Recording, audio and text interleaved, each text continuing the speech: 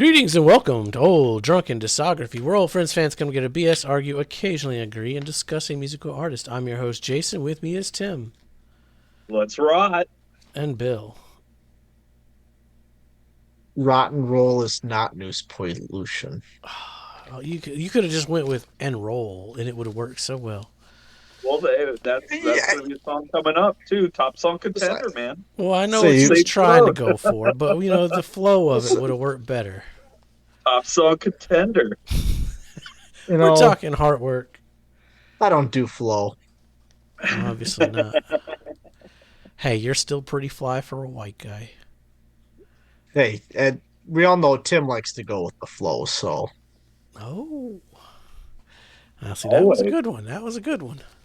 see, I can do it. Well, Tim, you want to go first? Oh, I mean, I sure. mean, I can go first on this one if you want. Yeah, no, I'll go first because I mean, banger after banger after banger. I do believe this is one of the best metal albums of the '90s. You got a Giger cover. We'll get to the artwork. Um, but yeah, this is their major label debut. This is their first post Nirvana album where Carcass actually ends up being one of the first post Nirvana bands they go out and pick up. And yeah, same lineup as the last album. This ends up being Michael Ammett's last album with the band. Um, but yeah, just an absolute landmark album.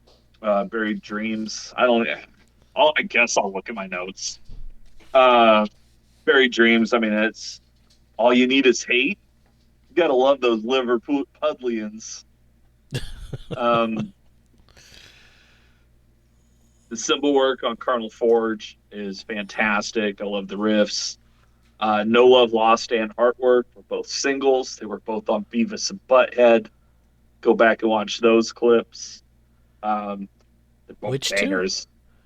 No No love and. Love Lost and Heartwork, the title track. Oh, okay. Yeah. And yeah, both bangers, both absolute like '90s metal classics. Definitely on my playlists. And takes us into Embodiment. It gets kind of slow and crunchy, but it's still like manic Carcass. Like, that's like I always welcome when Carcass slows it down and gets groovy and melodic because they're so uh like they're just so spastic. But it's And they just thick do too. It's thick yeah, sounding. and they just do it all so well. And it's kind of perfection on this album. This is I mean, we've got side A here. But yeah, this is absolutely not only one of the best metal albums of the '90s, but I'd go beyond. This is like a top 20 metal album of all time that every metalhead of every generation should love and appreciate. And I think it transcends the genre. I think you don't have to like metal to appreciate how good this is. Moving on to side B, I mean, this Mortal Coil, Arbit, Mach Fleisch, which I won't go into what that means or where they got it from. Based on their sense of humor, though, I don't think they're promoting anything here. Blind Leading the Blind. I mean, these are all just top song contenders. Like this whole album is perfection. Um, the doctrinal expletives. I love the wordplay in the song. I love the groove. Um, and then Death Certificate as a closer is. I didn't say Buried Dreams. I'm going to go with the best opener. And while Death Certificate is a strong contender, I'm going to go with not the best closer, nor is this the best combo. I think those are going to both be reserved for a couple things coming up here. But yeah, this made the grinder. Go back and check out what was this '93, which I don't even think I was on that year, but it was Yeah, you were there. when You were there. this album. No, you weren't there. It was No, so no, that's when it yeah, I was think that was gone. the one I missed. That's the one I missed. So I didn't get to gush over this album. It's one of the few albums I own on every format. Um, just impeccable. I listened to it again today, and like, you know, the world stops, and this album just grabs you by the neck and forces you to go along on its ride. And I'm here for it. But what do you guys have to say? Bill? Yeah, sure, I can definitely go. So Buried Dreams for me is the second most opener in the discography. Um, behind Necrotic System's opener. So Okay, yeah, say I'm flipping those. I'm flipping that. I think Buried what's Dreams is so good. yeah, I think they got a better one coming up. I know which one you're going for then. I think I know which one too. And Um, he's not wrong. oh, it's good.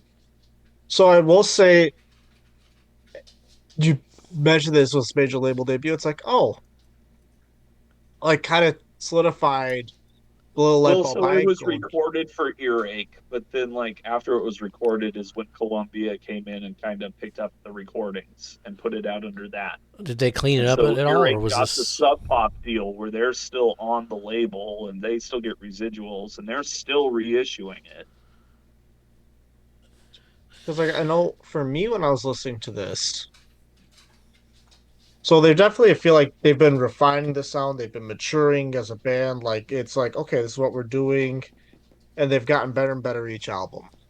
Mhm. Not just production, but like I said, like what they're actually doing musically. Yeah, It's their, This it's their everything gets super better every unknown. time. Yeah, It's their yeah. super so This unknown. is their yeah, exactly.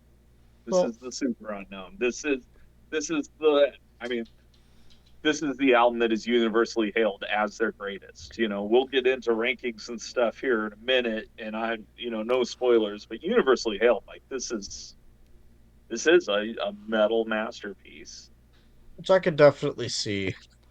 So I will say, like when I first listened to this one, it felt like this was selling out isn't the right word. But like it felt like this one they were trying to get. It wasn't more poppy, but like more listener friendly. I don't Palatable. know how else to It's more describe it. palatable. Like, yeah, The like '90s which were an interesting time for metal. so It's not Black Album levels, but just No, no we're compared not quite to there their own yet. discography. compared to what's been happening, it's like Yeah. it feels like or it sounds like they really went. It's not. I say it's just not as Well, and in it your was interesting face. too. And Like that was like 2, 3 years after Nirvana. Well, like while Nirvana was active. Like you take those 3 years, and every band had just as good of a chance to make it. Those doors didn't close until like after Kurt died, and they figured out that Puddle of Mud would sell. Yeah, 93 is an interesting year Yeah, in like releases. yeah, like yeah, because that's when Sepultura is doing their best. That's when like Prong is hitting the airwaves, White Zombies breaking, like And there's a lot Nine of Inch copycats too. Nails. A lot of copycats Yeah, in I mean it 93. was real like, whoa, what is going on? So this is like, prime COC's getting signed to a major label. The The say Melvins are getting Melvins. signed to a major label. Like everybody's taking chances, and nobody knows who's going to be big, like Nirvana big.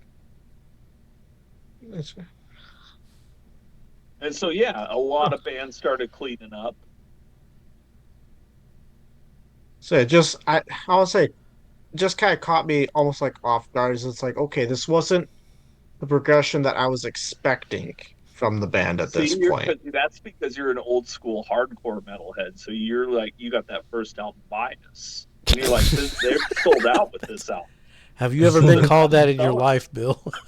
Yeah, No. you need to read putrefaction more.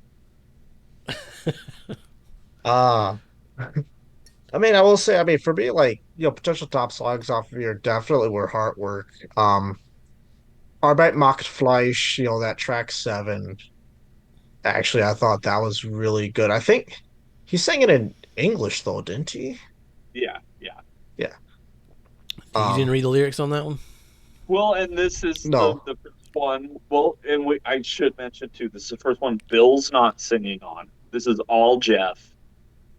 There's also so you lose those traditional death metal vocals, and Jeff does try to clean his up a lot here.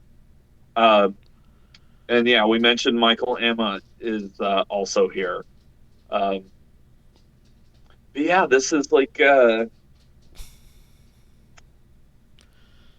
don't know. It's just a fundamental shift in the band, you know, like the way that they're presenting themselves. Like Bill's playing more guitar. There's more guitar play. It's a more Yeah, mature the song. Carcass. Yeah, yeah, and you take a song like Heartwork got played on MTV. It was on Beavis and Butthead, and you'd see it on Beavis and Butthead. And you're like, I'm staying up till 3 in the morning tonight till I see the whole thing because that looked rad. And but you take a song like No Love Lost, which yeah, for Carcass is probably like super like what the fuck is this radio friendly bullshit? What is this Enter Sandman bullshit? But compared to what was being played on the radio, it's still like heavier than it's still Oh heavier yeah. than Enter Sandman. So yeah, it was an interesting time, and like Vulgar Display of Power has already out. We're right around the corner from Far Beyond Driven. Metal has taken a weird scene here, but again, I think this album stands out in the middle of it as one of the winners. Like any genre can take from it. You got any other notes, Bill? Uh Sorry, I'm nothing. just ranting. I I don't. fucking love this album. I don't think so. I think the rest of mine would be when we cover the EP. I All right. think. Just because Uh, I listened to like some like deluxe ultimate edition. Is what was on Yeah, Spotify. I'll yeah. get to we'll get to the wake up. We got to cover that on this one too. Um, Well, and there are Barry, versions out there where you get the whole album in demo form. You There's said yeah, three that or was four different yeah. bonus tracks that get tagged onto different releases. They're either here or on Wake Up, so we'll get to them on Wake Up. The opening track, it was slower than previous openers. Not sure how I felt about that. Carnal, now this sounded like the old Carcass we know and love. That finger hammering solo was fucking fire though. No Love Lost, was not a fan. Didn't know it was a single. Just did nothing for me. Heartwork though, again, didn't know it was a single, but this is such a step up in songwriting musically. They're doing some really cool shit, especially this early in the 90s. At one point, I thought this was what Seven Spires was trying to do sometimes, like with that symphonic guitar sound, just, not the same lyrically. And I would argue that the symphonic metal genre owes quite a bit to this album, I especially the could, guitar solos. yeah, it's there. Embodiment, I'm really torn now on what I like more honestly, the older stuff or this new direction. Uh, Jason's wreaking a putrefaction. I think so. We'll get there. The Mortal Coil, great guitar work. The riffs were pretty insane. Remove the vocals and let's fucking go. Track 7, my notes just say, I just don't know, Tim. I just don't know. Track 8. I think based on the sense of humor that they've displayed up to this point and will continue to display, Yeah, that's why. that their position is pretty Oh, yeah, yeah. well understood. Yeah. So I just And don't I know, don't think Tim. anyone's taken offense here. No, not at all. Uh, Blind Bleeding the Blind. I love the heavy slower part with the fucking flying guitar riffs coming in and out towards the beginning. Doctrinal, the guitar did this weird spiraling thing that was pretty neat. Definitely a different vibe from the previous albums. And Death Certificate, it was fine. I still liked the last album's closer better. And then I listened to, is it on this album? if That was just your life, or Yes, was your life? this is just your life played at right after, and that was pretty Yeah, cool that's a music. badass song. That's a top song contender. Yeah, the main drums were really fucking good on the verses. But that's the only thing I listened on this record. So let's say because I listened to that as well as Rotten Roll, and actually I thought Rotten Roll is a top song contender for me. Oh, we're doing this on this album, not the next one. Um. It should be the next one as far as chronological, but Okay, we'll Oh. save it. We'll it's fine. save it. We We'll get it save it. earlier. We'll Yeah, save it. yeah. I could Swan save it. song comes first. Swan song comes first. Okay, well, stick around for that because now then we got to talk about now. See, we gave you a little sneak. So yeah, peek. Rock and Roll. I've never heard of that song. Sneak peek there, Top song contender. and this is where we say what, Tim? This is where we say, eat your Wheaties, call your grandma, No, pay that's your power bill, buy Girl Scout cookies, eat vegetables, Well, and always be buy safe. Girl Scout cookies. Gotta go with Thin Mints. yeah. You fucking And make good mainstream decisions like motherfucker. get Nutter Butter, or I don't even It's know. all about the Yeah. Samoas, Samoas, yeah, there you go. Yeah. which they don't call them that Get 'em anymore. They got a new they're all name.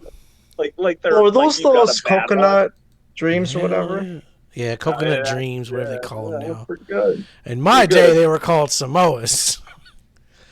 But no, we got to rank this thing, and then what I was gonna say I is always tell the girls no. now is the time I'm where too we say broke we are an to unscripted support show. We So already said goodbye. You're gonna cut that off long ago. we haven't said goodbye, Tim. We still got to rank you. We still gotta rank this thing. Oh, well, there you go. Earlier, when I said this is where we say, you were supposed to say we're an unscripted show, but then you went way off script and started going with Girl Scout cookies. Because we're unscripted, and I didn't know what you were throwing me to, so I just went to the Exactly. first. Oh, we're closing it. Okay. Point where we say, I didn't know where please you were. like and subscribe. We need all the help we can get. Yep. Each like is one emotional support for us and one neuron back connected inside of our synapses inside of our brain. I like Carcass. Clearly, I need some support. So yeah, we're all that's gonna stay in. Oh, and check us out live. We shoot live on the first Monday of every month. That's true. All right. All right, so I think Jason has Heartworm number 1. I have Heartwork number 1. Yes, Oh, not Heartworm. Heartworm's number 2. He does that though. He's like, oh yeah, Sonic Youth, Merman Street or whatever it was you said. It's like this motherfucker. I think it's also Tim's number 1. Yeah, I mean, this band just gets better and better.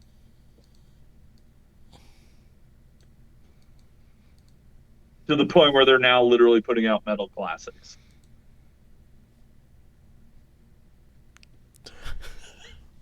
What do you think Bill has it, Bill? Bill doesn't know where Bill has it because Bill is confused. Was you thinking of Heartworm? Bill's never reeked of putrefaction before, and it's a new sensation. Bill still doesn't know what that word means. Are you rotten to the gore, man? Come on. You singing those Bill's symphonies? gonna have this one.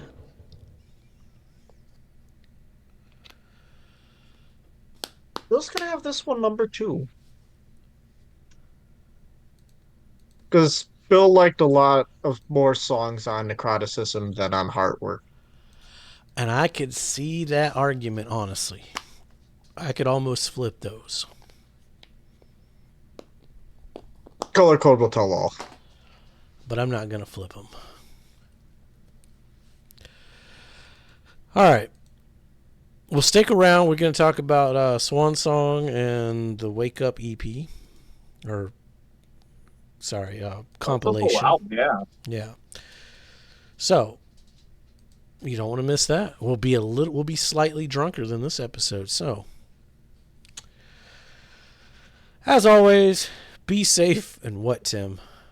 Now's your chance. Find out how full the drink cup is. Shit's empty, man. Yeah, that one looks empty.